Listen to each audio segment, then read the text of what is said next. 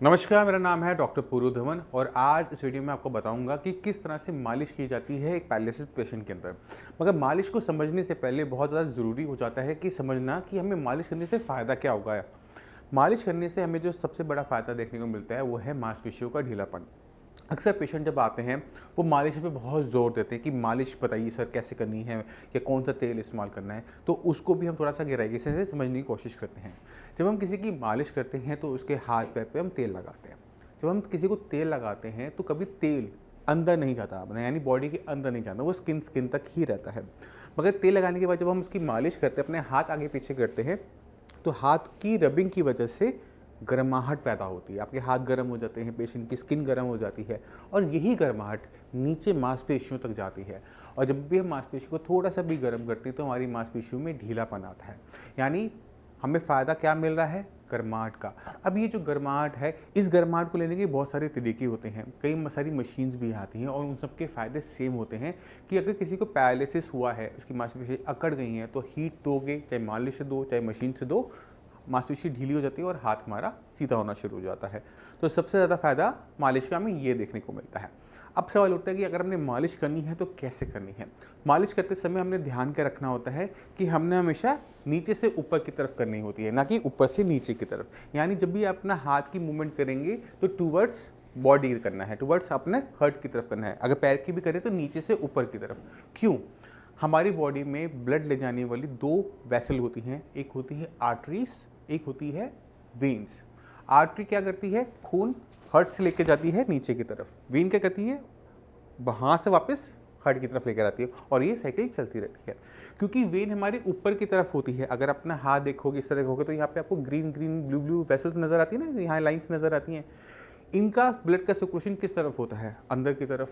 तो जब भी हम कभी मालिश करते हैं तो हम उसे फैसिलेट करते हैं, उसके अगेंस्ट जाके काम नहीं करते, क्योंकि हमारी वेन्स के अंदर वॉल्व्स लगे हुए होते हैं। जब हम बहुत दबा दबा के मालिश कर रहे हैं तो क्या हो रहा है कि हम ब्लड को उल्टी तरफ भेज रहे हैं, तो उससे नुकसान होने की संभावना बढ़ जाती है। आपने हमेशा ध्यान रखना है, कभी भी कोई भी मालिश करे हमेशा अंदर की तरफ मालिश करनी है, जिससे ब्लड जो है वो हार्ट की तरफ जाए, ना कि हार्ट से दूर जाए। तो मालिश में हमें समझ में आ गया कि हमने हमेशा बॉडी के अंदर की तरफ करनी है। अब एक और इम्पॉर्टेंट बात को समझने की कोशिश करो, पैरालिसिस कभी भी मालिश से ठीक नहीं होता। अब आप पूछोगे ऐसा क्यों? मैं बता तो इंपॉर्टेंस रहा हूँ मगर उसको मना भी कर रहा हूँ। जब पैरालिसिस हुआ था तो आपकी ब्रेन में क्लॉट आया था, नस फटी थी, उससे आपके ब्रेन के उस हिस्से को नुकसान पहुंचा था जो आपके हाथ पैर को चलाता है। अब अगर आप ब्रेन को छोड़कर आप सिर्फ हाथ पैर की मालिश करते रहोगे, आपको कभी भी रिजल्ट्स बहुत अच्छे देखने को नहीं मिलेंगे।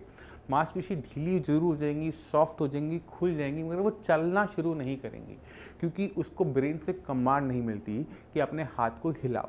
तो आपके लिए ज़रूरी हो जाता है इन दोनों चीज़ों पे एक साथ काम करना, यानी अपने ब्रेन पे काम करना और अपनी मांसपेशियों पे, अपनी मसल्स पे काम करना। क्योंकि अगर मसल्स हार्ड होनी स्टार्ट हो गई, उनमें अकड़न आनी शुरू हो गई, तो वो बहुत दिक्कत पैदा करता है आपको काम करने लायक बनाने में।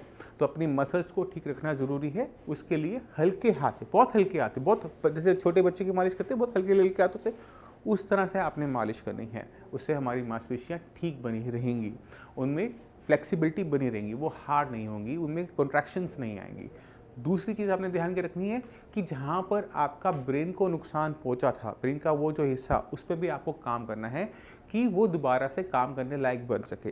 ब्रेन के अंदर अगर हिस्सा मर भी जाता है तो ब्रेन की बाकी कुछ जो हेल्दी हिस्से होते हैं वो काम करना सीख सकते हैं और उसी की वजह से किसी भी पैरालिसिस पेशेंट के अंदर आराम देखने को मिलता है। अब मैं चाहता हूँ कि ये कैसे होता है, उससे पहले आप एक पेशेंट से मिले, जिससे आप समझ जाएंगे कि किस तरह से इम्प्रूवमेंट लाई जाती है पुराने केसेस के अंदर। नमस्कार, मेरा नाम है डॉक्टर पूरू धवन। आज हमारे साथ हैं अरुण कुमार सिंह जी, जो कि पैरालिसिस के पेशेंट रहे हैं। 2016 जनवरी में इन्हें पैरालिसिस का अटैक पड़ा था, स्ट्रोक पड़ा था।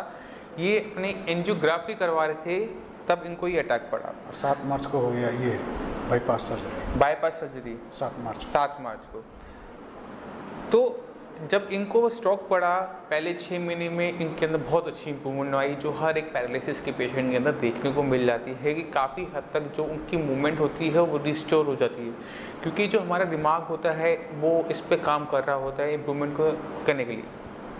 मगर जितनी इम्प्रूवमेंट अरुण जी में आई 6 मंथ के बाद, उसके बाद वो इम्प्रूवमेंट आनी बंद हो जाती है। वही हमें हर एक पैरालिसिस पेशेंट के अंदर देखने को मिलता है कि जब किसी को स्ट्रोक होता है, पैरालिसिस होता है, 6 मंथ्स आपको इम्प्रूवमेंट मिलेगी, उसके बाद कुछ नहीं होता, लाइफ बीत जाती है। जितनी मर्जी आप एक्सरसाइज कर लीजिए, जितनी मर्जी आप फिजियोथेरेपी करवा लीजिए, आपके अंदर इम्प्रूवमेंट नहीं आती। मगर इम्प्रूवमेंट को शुरू करने में, हमारे पास आने में अरुण जी को लगे पूरे 2 साल का टाइम। 2 साल के बाद जब हमारे पास आए तो इनको टाइम ज़रूर से ज़्यादा लगा है। इतना ट्रीटमेंट का टाइम साई संजीवनी के पेशेंट्स में नहीं लगता, इम्प्रूवमेंट आनी शुरू हो जाती है। इनकी इम्प्रूवमेंट का जो ऑनसेट है वो लेट हुआ। इनको हमसे ट्रीटमेंट लेते हुए अराउंड कितने महीने हो गए? 8 महीने हो गए। इस 8 महीने के अंदर थोड़ी थोड़ी जो इम्प्रूवमेंट आनी शुरू हुई, अब वो 2 महीने लास्ट के 2 मंथ्स के अंदर इतनी फास्ट हो गई हैं कि आज ये हमसे खुश हैं। हाथ पैर की जो उंगलियां थी वो सीधी हो गई हैं, हाथ की फिंगर में पावर आनी शुरू हो गई है, चीज़ों को पकड़ना शुरू कर दिया है। तो अरुण जी आप खुद बताओ कि साई संजीवनी से जो आपने ट्रीटमेंट शुरू किया, जो अब जो आप बता रहे हो लास्ट के 2 मंथ्स में, आपने क्या अपने अंदर चेंजेस देखे? मैंने हाथ सीधा हुआ, पैर उठा के दिखाओ। अब पहले इतना जाता था ऊपर, जाता था लेकिन मुड़ा रहता था। मुड़ा रहता था, अब सीधा चला जाता है। सीधा जाता है। चीज़ों को पकड़ लेते हो आराम से, पकड़ लेते हैं। कोई दिक्कत तो नहीं होती? उंगली में ताकत का तो आया है लेकिन कम आया है। ठीक है, आप कोई चीज़ पकड़ने में कोई दिक्कत तो नहीं होती? दिक्कत नहीं होती है। इसे पकड़ के दिखाओ ज़रा। देखिए, ये टाइम लगता है क्योंकि ये जो दिक्कत होती है पैरालिसिस की, आपकी ब्रेन के अंदर होती है। आपके हाथ पैर की मसल्स में कोई दिक्कत नहीं है, यहाँ कोई चोट नहीं है, यहाँ कोई स्वेलिंग नहीं है, कुछ नहीं है।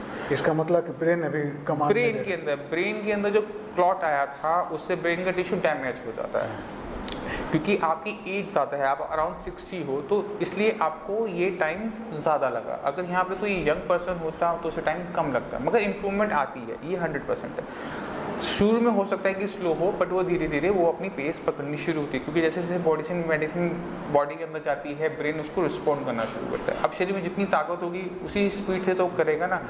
हम एक जैसे रिजल्ट हर पेशेंट के अंदर नहीं दे पाते, बट ये है कि हम पॉजिटिव रिजल्ट्स हर पेशेंट को दे पाते हैं। किसी में जल्दी होती है, किसी में वो स्लो होती है। तो इम्प्रूवमेंट आपको कब शुरू हो गई? पहले महीने में आनी दिखनी शुरू हो गई थी? शुरू हुआ तो बहुत तेजी से हुआ, लेकिन अभी नहीं हुआ। पहले जब शुरुआत हुई तो बहुत तेजी से इम्प्रूवमेंट आनी शुरू हुई। 6 महीने बाद तेजी से हो गया। 6 महीने तक बहुत हमको इम्प्रूवमेंट नहीं लगा। साई संजीवनी का जब आपने ट्रीटमेंट लिया तो आपको अपने अंदर फर्स्ट मंथ से ही बदलाव दिखने शुरू हो गए थे? हाँ, कि मैं ठीक होना शुरू हो? बहुत हल्का। हाँ, मतलब पहले महीने में आप खुश थे कि हाँ मैं ठीक रास्ते में जा रहा हूँ, ठीक दवाई खा रहा हूँ, ऐसी तो परेशानी नहीं थी ना। अब आपको दिक्कत है बैलेंसिंग की, है ना? तो बैलेंसिंग की जो हमने आपको एक्सरसाइज बताई वो आपने फॉलो करनी है, ठीक है? और ओके था। डाइट पे आपने ध्यान रखा, खट्टा वट्टा तो नहीं खाया? नहीं, अभी साई संजीवनी के ट्रीटमेंट से खुश हो? अभी तो खुश है। कोई कंप्लेंट तो नहीं ना? डॉक्टर साहब को फ़ोन करते हैं, पूछते हैं हाल चाल? बढ़िया पूछते हैं, सही से बताते हैं? चलिए ठीक है। क्या पेशेंट को, साई संजीवनी के जो पेशेंट्स हैं, बाकी जो पैरालिसिस पेशेंट हैं, उनको क्या कहना चाहोगे? अभी सेटिस्फैक्ट्री है ये। सेटिस्फैक्ट्री है? नहीं, बाकी जो पैरालिसिस के पेशेंट हैं जिन्हें डाउट होता है, जिनको आशा खो चुकी हैं कि वो ठीक हो सकते हैं, उन्हें आप क्या एडवाइस करोगे? नहीं, एडवाइस तो ये रहेगा साई संजीवनी संपर्क करें। आप बहुत सस्ते में निपटा देते हो। चलिए ठीक है, अरुण जी का हम धन्यवाद करते हैं। ऐसे पेशेंट्स हमारे लिए बहुत अच्छा हो लगता है कि जब पेशेंट्स इम्प्रूवमेंट दिखाता है, साथ देता है डॉक्टर्स का। कभी कभार हम मानते हैं कि हमारा जो ट्रीटमेंट है वो सब पे एक जैसा नहीं होता। कुछ पेशेंट्स हमारे बहुत अच्छे हैं जो एक मंथ में रिकवर कर गए, कुछ पेशेंट्स ऐसे हैं अरुण जी जैसे जिनको टाइम लगा। बट ठीक है, टाइम लग सकता है, मगर अगर आपको अपनी बॉडी के अंदर इम्प्रूवमेंट चाहिए, पैरालिसिस की कंडीशन की इम्प्रूवमेंट चाहिए, तो आपको थोड़ा सा विश्वास साई संजीवनी में दिखाना पड़ता है। अरुण जी ने जैसे दिखाया, 8 महीने बहुत होते हैं। 8 महीने के अंदर जो इनमें इम्प्रूवमेंट आई, वो इम्प्रूवमेंट आई जो इनको 2 साल 1.5 साल तक कोई इम्प्रूवमेंट नहीं आई थी, वहाँ से शुरुआत की। तो ठीक है, धीरे धीरे हम इसको पूरा इम्प्रूव कर जाएंगे। आने वाले 2-3 महीने में इनको जहाँ तक है हम 99% तक हम रिकवर करवा देंगे। अधिकांश डॉक्टर कहते हैं, जितना डॉक्टर संपर्क किए न्यूरो सर्जन से, ये कहते हैं 95 से ऊपर नहीं जाएगा। सिर्फ आप एक बोले हैं कि 99% हो सकता है, वो एक ही बात है। कोशिश हमारी ये थी कि मैक्सिमम से मैक्सिमम पेशेंट रिकवर कर जाए। ठीक है। अब आपकी जो इम्प्रूवमेंट नहीं हुई थी 1.5 साल में, अब वो शुरू हो गई है, अब शुरू हो गई है तो वो आने वाले कुछ टाइम के अंदर कंप्लीट भी हो जाएगी। 2 महीने से बहुत इम्प्रूवमेंट, 2 महीने से काफ़ी अच्छी बहुत improvement। जल्दी क्या क्या इम्प्रूवमेंट देखने को मिली? नहीं, जो हाथ सीधा नहीं होता था, सुबह हाँ। उठते थे तो हमेशा मुड़ा रहता था, मुड़ा रहता था। लेकिन अब देखते हैं कि अपने आप सीधा रहता है। आपने इस बीच में खाने पीने में बदलाव किया या क्या खाने पीने में वही चेंज रोटी, किया? जो वेजिटेरियन है हाँ, तो रोटी और सब्जी, कद्दू की सब्जी और नेनुआ की सब्जी ज़्यादा खाते हैं, अच्छा, परवल चलिए। खट्टा वट्टा तो बिल्कुल नहीं ना, वो खाया। तो खुद एक्सरसाइज कर रहे थे बीच में? एक्सरसाइज तो रेगुलर करते हैं। एक्सरसाइज कर रहे थे, एक्सरसाइज में कोई क्या चेंजेस किए थे? वही चल रही थी तब से? नहीं, 1 घंटा तो 2 घंटा रेगुलर करते हैं। अच्छा, 1 घंटे इसमें योगा करते हैं, 1 हाँ। घंटा में एक्सरसाइज करते हैं, एक्सरसाइज करते हैं। डिफरेंट तरह का। तो मतलब जो लास्ट 2 मंथ में आपकी इम्प्रूवमेंट हुई, उस बीच में आपने कोई एक्सरसाइज के अंदर फ़र्क किया था?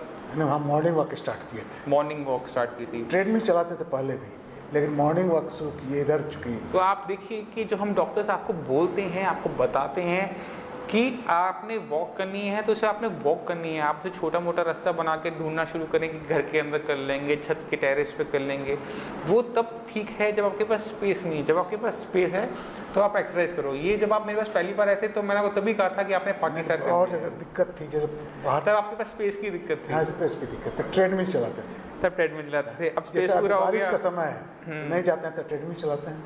चलिए, तो आपने एक्सरसाइज ज़रूर करनी है, क्योंकि जो हमारा ब्रेन का जो अब नया हिस्सा होता है, जो इस काम को संभाल रहा होता है, बिल्कुल नया होता है। उसे सिखाने के लिए हमें रिपीटेशन करनी पड़ती है, एक ही काम को बार बार करना पड़ता है, तब जाकर ब्रेन के अंदर वो मेमोरी तैयार हो पाती है, वो सीख पाता है कि आपकी कौन सी मसल को मूव करने के लिए किस तरह से सिग्नल को सेंड करना पड़ेगा।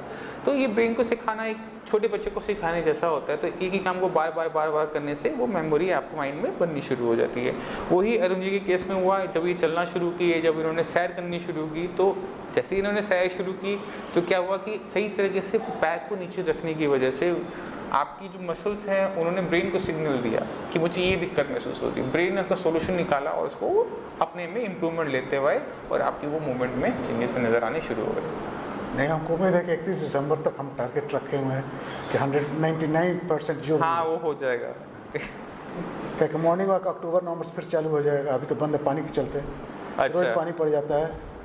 कोई बात मॉर्निंग नहीं। वॉक से हमको ज़्यादा फायदा हुआ है। हाँ, तो हम अरुण जी का धन्यवाद करना चाहते हैं क्लिनिक में आकर हमें हमारे रिजल्ट्स बताने के लिए, आप सभी को बताने के लिए कि पैरालिसिस की पेशेंट को हार मानने की ज़रूरत नहीं होती, हिम्मत नहीं हारनी, आपने लगे रहना है, अपनी बॉडी पे काम करते रहना है। तो आपने देखा कि इम्प्रूवमेंट तो आती है, मगर ये कैसी है उसको थोड़ा सा गहराई से हमें समझना पड़ेगा।